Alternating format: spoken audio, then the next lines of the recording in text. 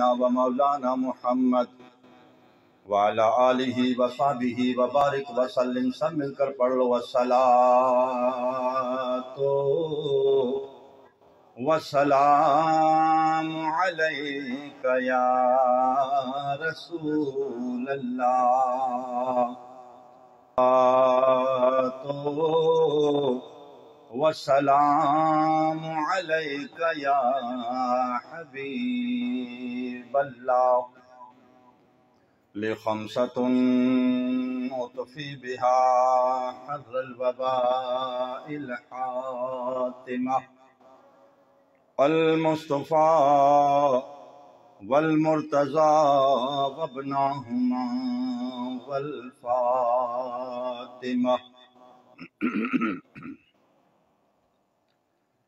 تعظیم جس نے کی ہے، تعظیم جس نے کی ہے محمد کے نام کی، اللہ نے اس شخص پر جہنم حرام کی.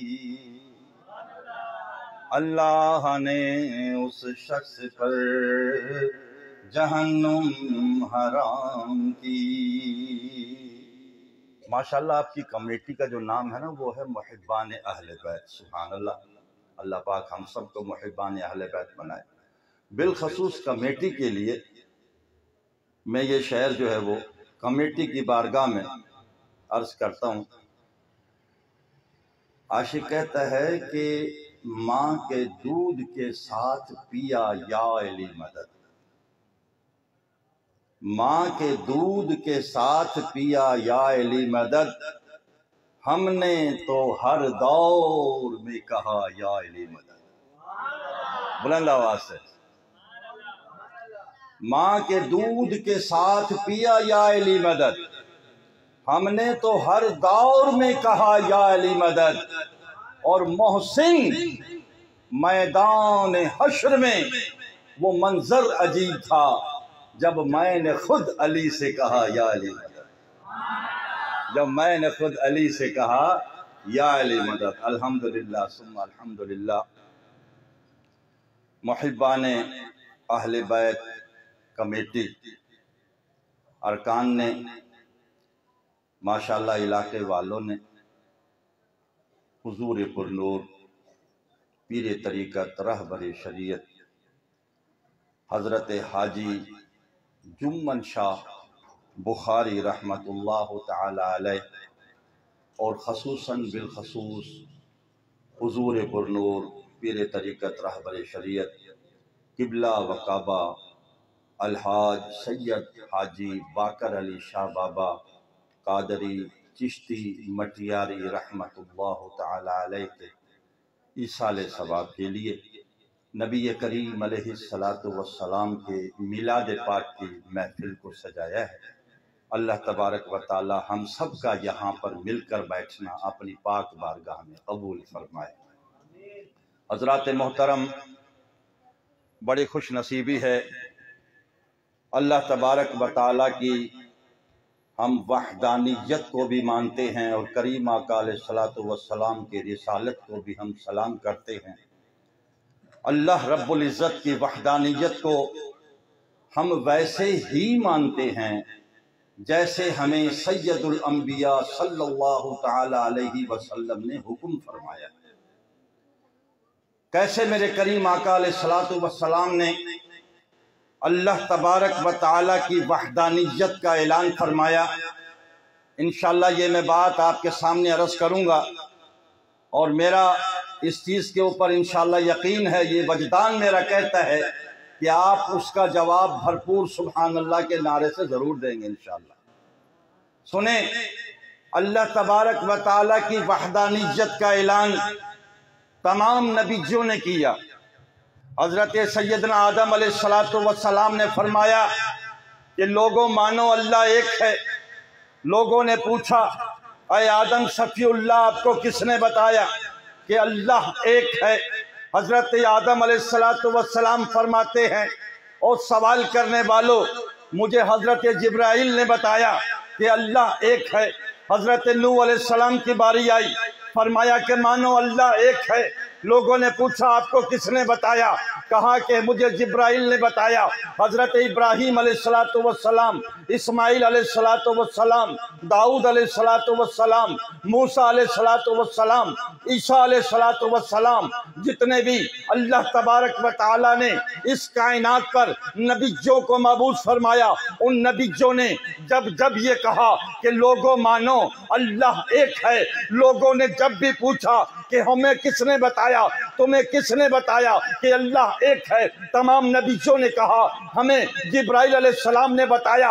گویا کہ تمام نبیوں نے اللہ تبارک و تعالیٰ کی وحدانیت کا ثبوت جبرائیل کے کہنے پر دیا، مگر جب باری آئی آمینہ کے لال کی، جب باری آئی عبداللہ کے لخت جگر کی، جب باری آئی عبد المطلب کے پوتے کی، جب باری آئی حسنین کے نانا کی، جب باری آئی فاطمہ الزہرا کے بابا کی، تیرے اور میرے نبی کی، مسجد نبوی میں منبر پر بیٹھ کر آپ فرماتے ہیں او میرے صحابیوں مانو اللہ ایک ہے۔ عرض کرتے ہیں صحابہ کملی والے آقا آپ کو کس نے بتایا کہ اللہ ایک ہے؟ تیرے اور میرے نبی نے ارشاد فرمایا کہ مجھے کون بتانے والا تھا، میں اپنی آنکھوں سے دیکھ کر آیا ہوں۔ یہ ہے تیرے اور میرے نبی کی شان، کہہ دو سبحان اللہ۔ فرمایا مجھے کون بتانے والا تھا، میں اپنی آنکھوں سے دیکھ کر آیا ہوں کہ اللہ ایک ہے۔ اور کیسے دیکھا؟ سبحان اللہ سبحان اللہ۔ حضرت موسیٰ علیہ السلام نے کہا تھا نا مولا ربی ارینی، حجاب ہٹا دے، پردے ہٹا دے، ذرا جلوہ تو کرا دے۔ رب نے فرمایا تھا موسیٰ لن ترانی، تو مجھے نہیں دیکھ سکتا۔ اور اس کی مولا صرف میں نہیں دیکھ سکتا یا کوئی بھی نہیں دیکھ سکتا۔ اللہ نے فرمایا موسیٰ جہاں تک لفظ کوئی کا تعلق ہے تو پھر سن لے، نہ تو دیکھے مجھے موسیٰ، نہ چشم انبیاء دیکھے موسیٰ، تو بھی مجھے نہیں دیکھ سکتا، نہ کسی اور نبی کی آنکھ مجھے دیکھ سکتی ہے۔ فرمایا نہ تو دیکھے مجھے موسیٰ۔ اہل بیت کے دیوانے، آپ لوگوں نے ابھی کھڑے ہو کر سادات کرام کا احترام کیا۔ یار اس طرح مزہ نہیں آ رہا، اگر آپ لوگ پہلے کی طرح محفل جمع کر بیٹھ جاؤ گے تو بات بن جائے گی یار۔ آپ لوگ مہربانی کریں نا، ذرا پیچھے مت کھڑے ہوں، آپ آگے آ جائیں سامنے، ایک بد نظمی کی کیفیت ہو جاتی ہے۔ دیکھیں مرشد کریم کے چاہنے والے، اہل بیت کرام کے چاہنے والے حضور تشریف لائے، ہم سب نے اٹھ کر ادب سے حضور سید السادات کا احترام کیا۔ آپ یقین کریں یہ جو ہم نے حضور کا اٹھ کر احترام کیا ہے نا، یہ ہم نے ان سادات کے اوپر کوئی احسان نہیں کیا۔ توجہ، ہم نے آنے والے سادات گرامی کے اوپر کوئی احسان نہیں کیا، حقیقت میں ہم نے احترام کر کے اپنے حلالی ہونے کا ثبوت پیش کیا ہے۔ بلند آواز ہے۔ اب کوئی کہے کہ یار یہ کیا بات ہوئی، اگر تم لوگ سادات کے آنے پہ کھڑے ہو گئے تو جو کھڑے ہو گئے کیا وہ سب حلالی ہے؟ بھائی بات یہ ہے اگر میں اپنی طرف سے بات کروں تو میں مجرم ہوں، اگر میں بات وہ کروں اس نبی کی بات کروں جس نبی کی زبان پہ اللہ بولتا ہے۔ آپ کی سبحان اللہ میں دم پہلے والا نہیں ہے، کمو بلا آنے پسندیے میں کیا لائے سونا، پسندیے میں کیا لائے من کو ذوق پیدا کیا بات۔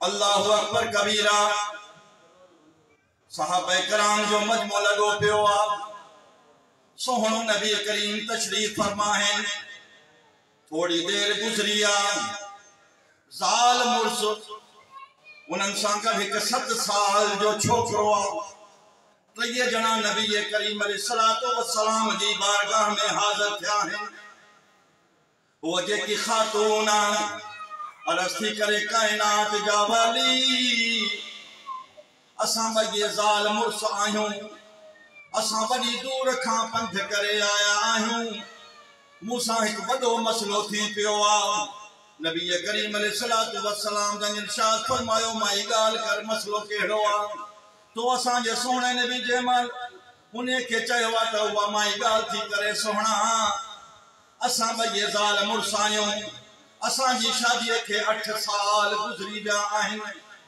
1 سال کو بعد رب تبارک و تعالی اساں کے پٹری عنایت کیو آ پر اللہ جا نبی موسیٰ مسئلو ہی آ ماں بھی گوری چٹیاں یہ مجھو مرس بے گورو چٹو آ پر اساں جو پٹ ڈسو تھا پیا سب رکھاں وٹھی پیرن تائیں کارے رنگ جو آ یہ کارے رنگ جو پیدا تھو جمالیو پیدا تھو مجھے مرس مکھے چاہو آ تہی مجھو پٹ نہ ہے الہی ہن جو پی کیرا جیکڑے مجھو پٹ ہو جے ہا تو ماں مانگے گورو چٹو ہو جے ہا ماں پہنجے مرس کے بڑا یقین دے واریا آہن ان کے قسموں کھیوں قرآن کھیوں وڈیوں ماں ان کے میٹھوں زارو کیوں پر اللہ جا نبی ہوا کون تھو منے 7 سال گزری بیا آہن مجھے زندگی عذاب میں تھی پیا ماں پہنجے مرس کے عرض کیو آ بھلا گال بدھ تو کہ ماں الہی سارو قسموں ڈنیوں وڈا ماں یقین دے واریا ماں سے پر تو کہ یقین کون آیو بھلا گال بدھ ہن گال جے متھاں تنجو یقین آہے یا کون تجے کو اللہ جو پیارو نبی آ وہ غیب جو خبروں جانی دو آہے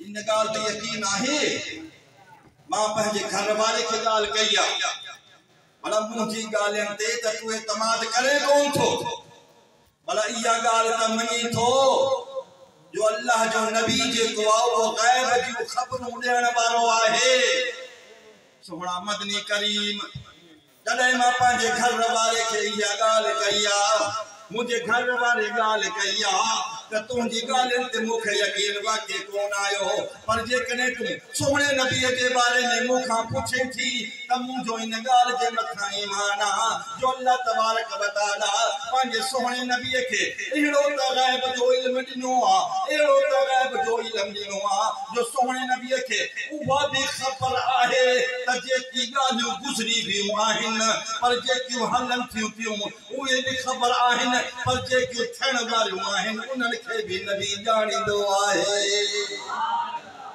مزو نہ ہے یار سبحان اللہ کہا کہ جو وقت جو گزر چکا اس کی بھی نبی کو خبر ہے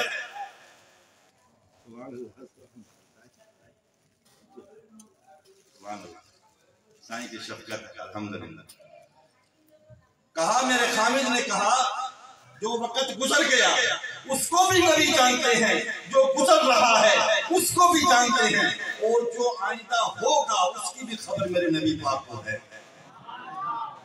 اللہ کے رسول میں نے اس کو کہا کہ چلو ٹھیک ہے مدینے چلتے ہیں اللہ کے نبی کی پاک بارگاہ میں سارا معاملہ عرض کرتے ہیں اب جو اللہ کے نبی فرمائیں گے وہ تو تم مان لو گے یا نہیں اس نے کہا میں تسلیم کر لوں گا آیا کہا بڑی دور کا سفر کر کے کئی دنوں کی مسافت طے کر کے ہم مدینے پہنچے ہیں یا رسول اللہ 7 سال سے میری زندگی جہنم میں گزر رہی ہے اللہ کے رسول میرے حال جو شفقت فرمائیں اور بتائیں یہ بچہ ہمارا ہے یا یہ بچہ کسی اور کا ہے میرے کریم نبی علیہ السلام آپ کے ساتھ میں لجپال سیدنا امام حسن پاک عمر شریف آپ کی 4 سال کی ہے امام حسن پاک کھیل رہے ہیں میرے کریم نبی صلی اللہ تعالیٰ علیہ وسلم نے اس میاں بیوی کو یہ نہیں کہا کہ یہ بچہ حلالی ہے یا یہ بچہ حرامی ہے بلکہ میرے کریم نبی نے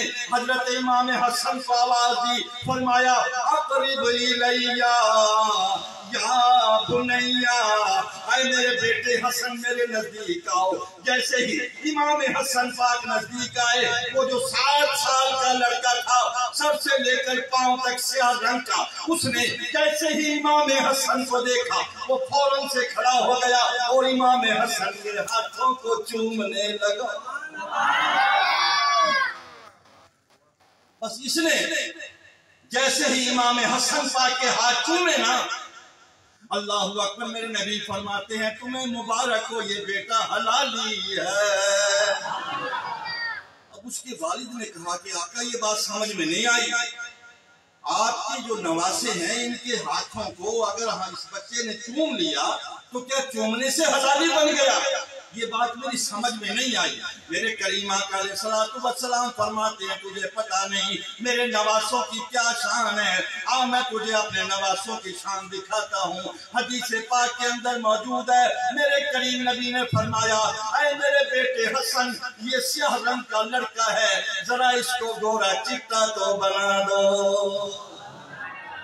بس امام حسن مجتبیٰ نے بسم اللہ الرحمن الرحیم پڑھی اور اس بچے کے سر سے ہاتھ پھیرنا شروع کیا، پاؤں تک وہ بچہ چودھویں کے چاند کی طرح چمکنے لگا۔ میرے کریم نبی فرماتے ہیں کہ دیکھو یہ شان ہے میرے نواسوں کی، اور میں تجھے بتاؤں تو ماشاءاللہ اہل بیت سے محبت کرنے والوں، اہل بیت کی آمد پہ ادب سے استقبال کرنے والوں، ادب سے احترام کرنے والوں، آپ کو مبارک ہو۔ میرے نبی ارشاد فرماتے ہیں میں نے اس لیے کہا یہ بچہ حلالی ہے کیونکہ جو حرامی ہوگا، سنیں، جو حرامی ہوگا وہ میری آل کا ادب نہیں کر سکتا، جو حرامی ہوگا وہ میری آل کا ادب نہیں کر سکتا، جو حلالی ہوگا وہ ادب کیے بغیر رہ نہیں سکتا۔ یہ شان ہے آل رسول کی۔ جب یہ جنگ ہوئی تھی نا عراق کی اور کویت کی، عراق کی اور کویت کی غالباً کوئی 20-22 سال پہلے کی بات ہے، جب جنگ ہوئی تھی ایمبیسیڈر آف پاکستان کا سفیر، اس نے بیان دیا، کہتا ہے کہ جب عراق کی اور کویت کی جنگ ہوئی نا، اس وقت میری ڈیوٹی لگی ہوئی تھی کربلا میں، تو آس پاس بم گر رہے تھے، میں دعا کرتا تھا اللہ کوئی ایسا سبب بنا پروردگار کہ میں واپس اپنے ملک پاکستان چلا جاؤں۔ کئی مہینے گزر گئے، کوئی ایسا سبب نہ بنا۔ اب یہ کہتا ہے ایک دن میری بیوی نے مجھے کہا کہ آج دل کرتا ہے کہ بکرے کا گوشت کھاؤں۔ میں نے کہا ٹھیک ہے، میں گھر سے باہر نکلا اور کربلا کی سبزی مارکیٹ میں آ گیا۔